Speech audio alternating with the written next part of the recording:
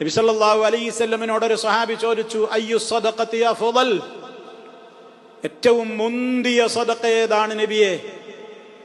അപ്പൊ റസൂലുള്ളാഹി കൊടുത്ത മറുപടി നമ്മൾ ശ്രദ്ധിക്കുക. അൻത സദ്ദഖ വ അൻത സഹീഹുൻ ശഹീഹുൻ തഅമുലുൽ ഗിനാ വ തഖ്ശൽ ഫഖർ.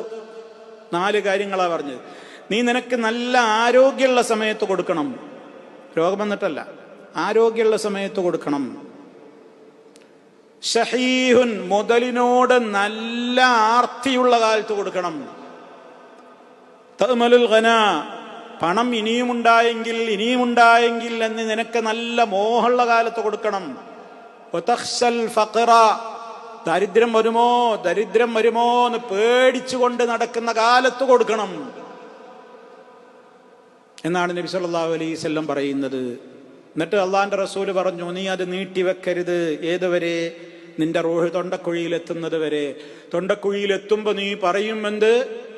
ഇത് ഇന്നാൾക്ക് എന്നൊക്കെ നീ അപ്പ പറയും. പക്ഷേ വഖദ് കാന ലിഫുലാൻ, അത് വേറെ ആളതായി. ഞാൻ കയ്യിൽ പറയാൻ അവകാശമല്ല, അത് വേറെ ആളതായി. നമ്മൾ മരിച്ചാൽ നമ്മൾ അനന്തരാവകാശികളും ഉണ്ടോ ഇല്ലേ? ഞാനെന്താ വകുപ്പ്?